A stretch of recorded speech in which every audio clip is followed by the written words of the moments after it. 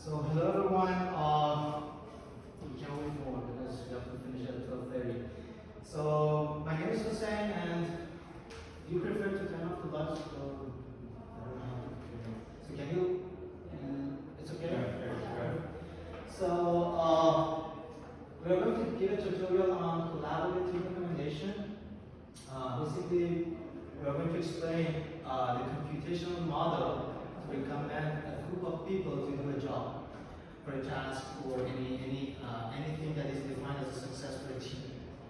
So and this I tried to put the credit of the images at the URL or something, but some images I couldn't find the credit. So and this is the School of Algorithms as an icon for teamwork. So we are a finance lab. So we are at the southmost part of Canada, in the city of Windsor.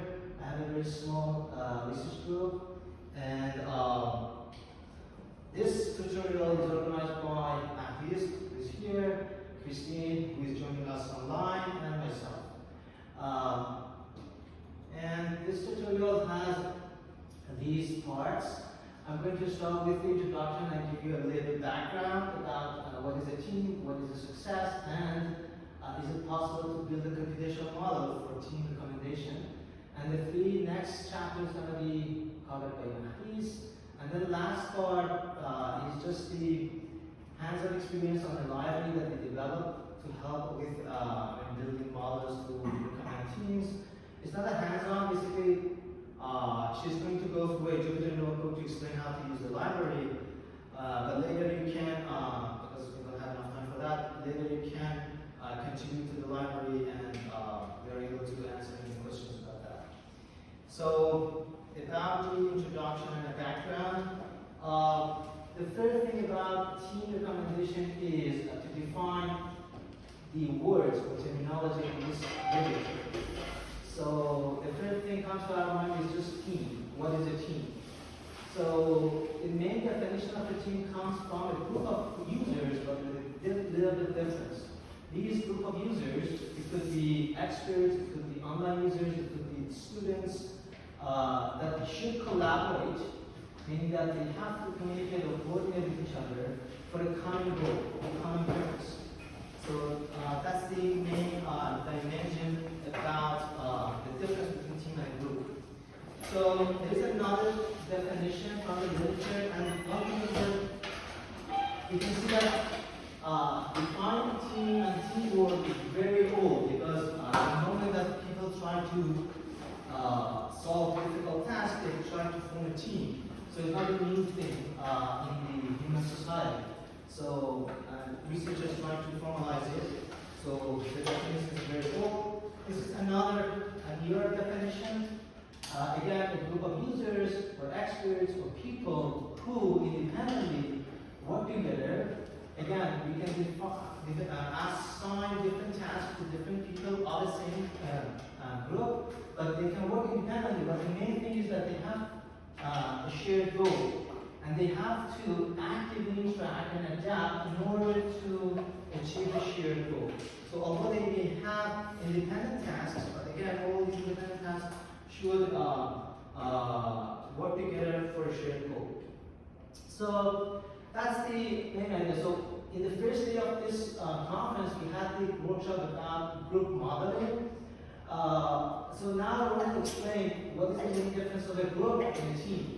So the main difference is that in a team, you have to coordinate, and all members of the team are responsible for the failure or the success of the team, which is not necessarily as a part of a group. So that's the main thing. And if you want to define coordination, so sometimes you have to philosophically define the word, the terminology. But for myself, usually a picture or experience is much better than a definition. So I could find this picture, and I couldn't find the credit, but in this picture for myself, it shows exactly what coordination means. You can see that for a difficult task, moving a sofa out or into an apartment, there are many different people of different genders, different capabilities. So we have an old man here, we have an observer there, but The main thing is that they are not at the same level of expertise, but they are working together, coordinating to accomplish that difficult task, which is not possible by just one or two experts. So that's the main definition in teamwork.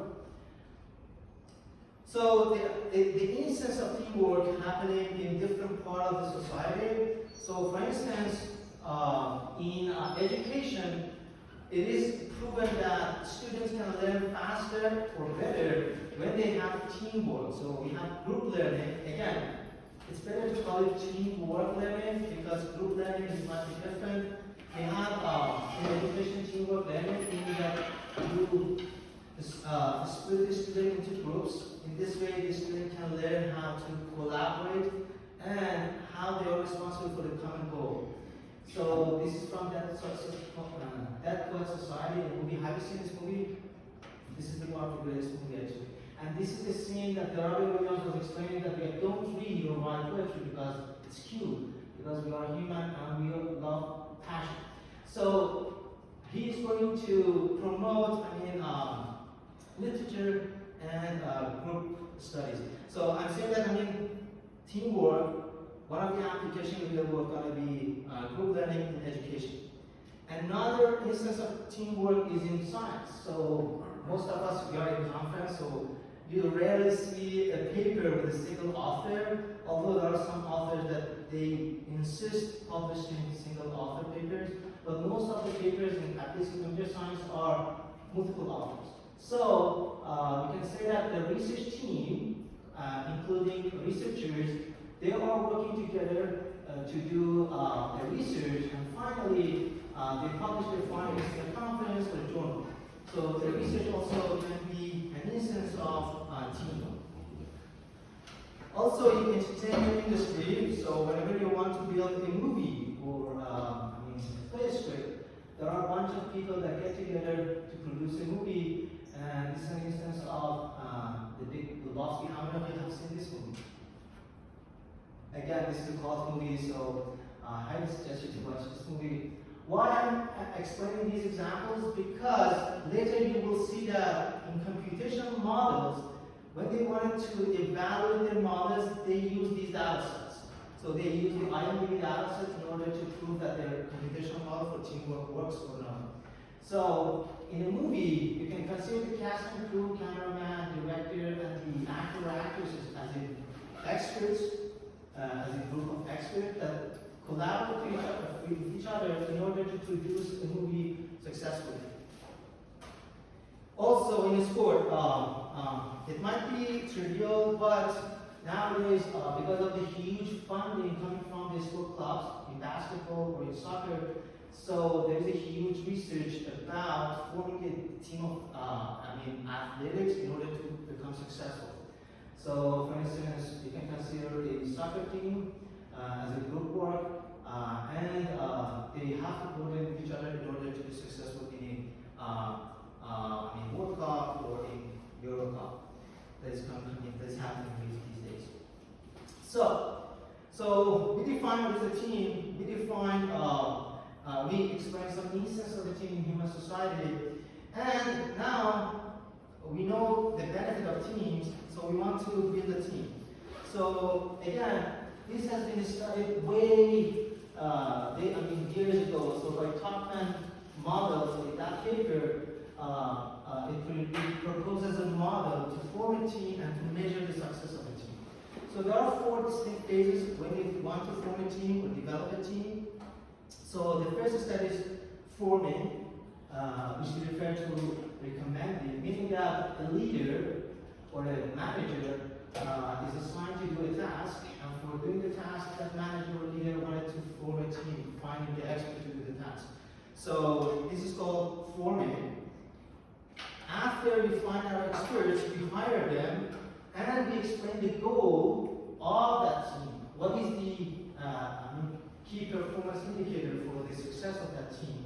So this phase is called storming because the expert's idea of the goal might not be on the same page. So there are some conflicts, so we have to find a resolution for these conflicts in order to make everybody on the same page. and sometimes it's not successful to do the conflict resolution. But if all the members of the team agree on a shared goal and they wanted to work together, we call it norming, meaning that all conflicts are resolved, and now they start bringing the task toward the goal. And the final phase is just starting working. So they are, meeting the deadlines, doing the milestones in order to reach the goal. So these 4 steps is called Hoffman model of team formation. The thing is, the most important phase in these 4 steps are the forming, because if you find good experts, good or in any sense, it means that you have less or fewer challenges in the other steps, for instance, coding, modeling, etc. So if you put a lot of effort on finding good experts who can collaborate with each other well, so there will be less challenges. So from now on, whenever I talk about computational model, those models are about how to form it. So there are other researchers that they try to assume a team is a dynamic entity and they wanted to keep it alive forever. But for this tutorial, we consider we are the first step and we want to do a task by forming or finding people. So the next question would be this. If a model or human leader or manager form a team, how can we guarantee that that team gonna be successful? So you may say that, okay, before answering that question, you have to say that what is success? So before saying that this thing gonna be successful or no, you have to find some metrics. Define what is success, and based on these metrics, then we measure whether the team is successful or no.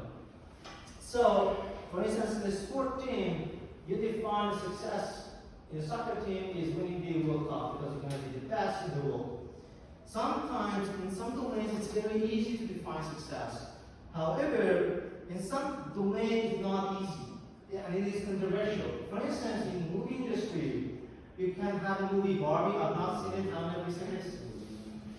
So very few. So the thing is, this movie sold about $1.4 billion, but won no Oscar. So there is 2 different definitions of success in the domain. Whether a movie is a box office bestseller, or from the critics' point of view, whether the critics are praising the movie. So again, based on what you define success for a movie is controversial. One of the amazing example in research, in science is the work by Thomas Nikola. Have you heard about this story about Nikola's Waterback? You all know the Waterback, yes or no?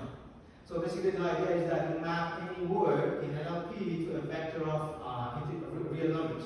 So Waterback is the pioneering work for all the NLP tasks nowadays. But however, when he published that work on Google in that team, so he submitted a paper in RCLR 2013. And it got rejected, so you can go to the open review and see the reason for rejection of the paper. So if you consider that research as a success or failure, based on the peer review, that was a failure. Then they submitted to the archive, and in less than 10 years, it got about 40,000 citations. So from the peer review perspective, that was a failure.